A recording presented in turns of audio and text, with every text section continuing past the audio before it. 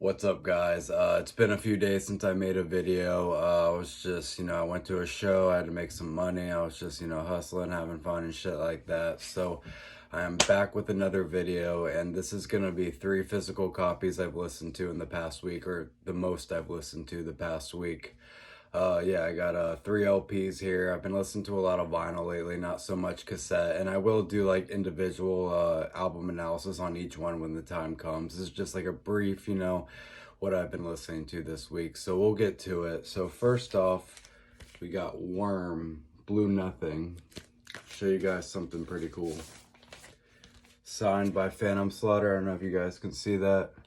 It's in black, sadly, but I don't know. In person, you can definitely see it. Let me see real quick. Yeah, there you guys go. Now you can see it. Phantom Slaughter right there. We got it by the guitarist and the bassist as well. Not the easiest to see. I'll show you guys the variant. It's a really cool variant. It came with a huge ass poster, man. This poster could take up like half my fucking wall. It's pretty badass. Show you guys the variant I have. I had to get an exotic variant. Like it's really nice to look at while it's spinning on the turntable. Show you guys the back. Got all the members that contributed to this EP.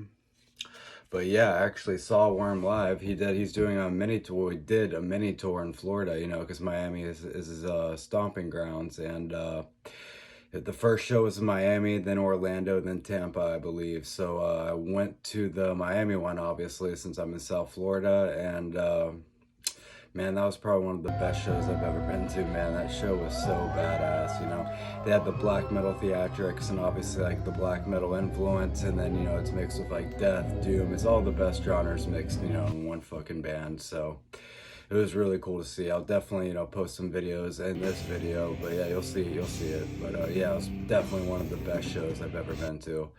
I wish I could relive it. I hope I get to see him again in the next few years, because that was a badass show for sure. Definitely, hands down, one of the best shows I've been to. So it's cool to get my vinyl signed, stuff like that. So yeah.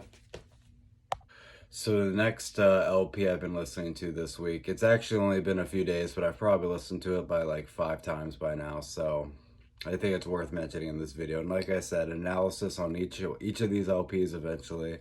I got to get better at talking, don't stutter and shit like that. It takes time, The reason I've waited so long to make videos like this is because, like, I don't like, talking on spot in front of a camera. I could write some shit down, but I'm just not there yet. I'm just, repetitiveness, learning, get better at it. So first, I'll show you the original of this album I got. It's the lamest version of Carcass, Reek of Putrefaction. As you know, this is more of like the more common one. It doesn't sound bad, but it doesn't sound the best either. It's just a black LP.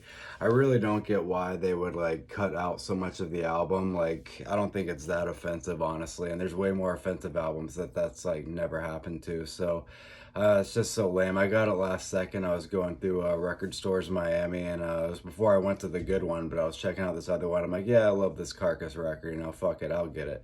But I'll show you guys the one I got as of this week. Got it on Depop. It was used, obviously, and it's in this test press thing. I asked the seller if it was a test press, but he said he wasn't sure. It just came in this, so maybe it's a test press. Not sure. I would think most test presses are black, I'm pretty sure. So I don't know. Maybe they just shipped it in that. But I'll show you guys this. Reek of Putrefaction picture disc. It's 100 out of 250, if you guys can see that.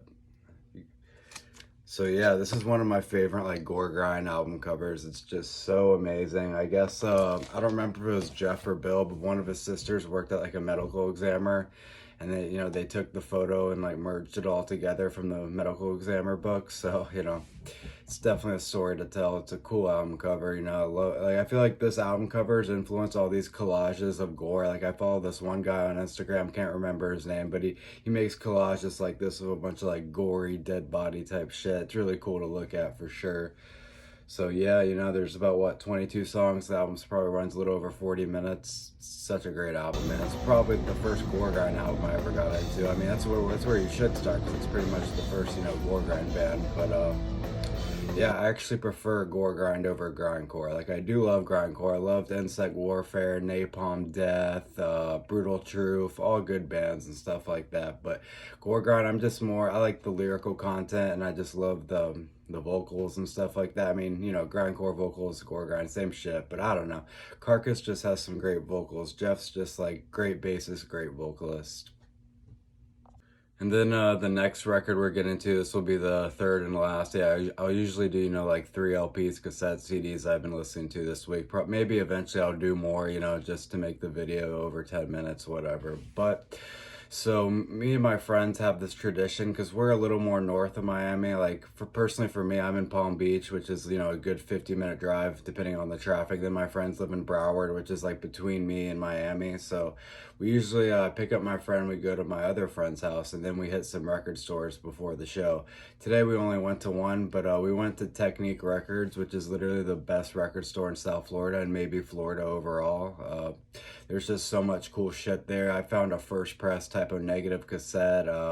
My friend found a first press Eaten Back to Life cassette. There's just so many cool vinyl. It is a little pricey, you know, but it's definitely one of those record stores where you just like, you don't find like shit like that at most record stores. I think my friend also found like a Sid Vicious record that's pretty hard to come by.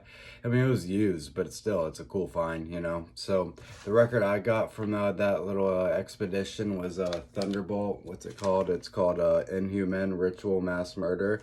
So I've only heard their demos before that, and I knew good things about Thunderbolt. They're a great Polish black metal band, and yeah, so I'm just like, you know what? It was only $20 too. I'm not sure if it was used, but yeah, I wasn't trying to spend too much, you know, because I wanted to get like a Worm shirt. I got this at the Worm show and stuff like that, so I wasn't trying to like, you know, buy a bunch of records and shit. But yeah, so got the Thunderbolt record.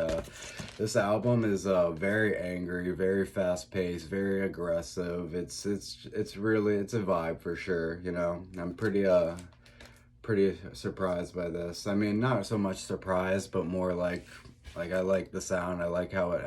I'm glad I got it. You know, stuff like that. Show you guys the back. There's about what, like 10 songs. I think like 2 of them are instrumentals. But yeah, man, no regrets on this record. It's badass. I definitely want to get their demos. Like they have I saw it on a website. I don't know if they still have it, but it's all like their early demos before they made a full length. I definitely want to invest in getting that. That's the shit I really like. But this album's not bad, and we know whatsoever. It's a badass album. Great Polish black metal. Can't complain. So yeah, those are the 3 physical copies I've been listening to mostly this week, or not mostly, but just the most. Yeah, I'll be posting this on my YouTube, which is deathspells_666, and I will be posting it on my TikTok, which is Antichrist Vomit Chalice, no underscores, no nothing. And I'll post like a preview on Instagram because I want my main like attraction to be on YouTube and TikTok and stuff like that. And Instagram, it seems like nowadays you have to like pay for things. Like if you want promotion or people to see you have to pay, and that just seems kind of lame, you know. Because half the time it's just like, you know, a bunch of people you don't even know that won't follow you just liking it randomly. So it's kind of like pointless. It has no substance or anything like that. But yeah, those are the 3 copies I've been listening to this week. Thank you.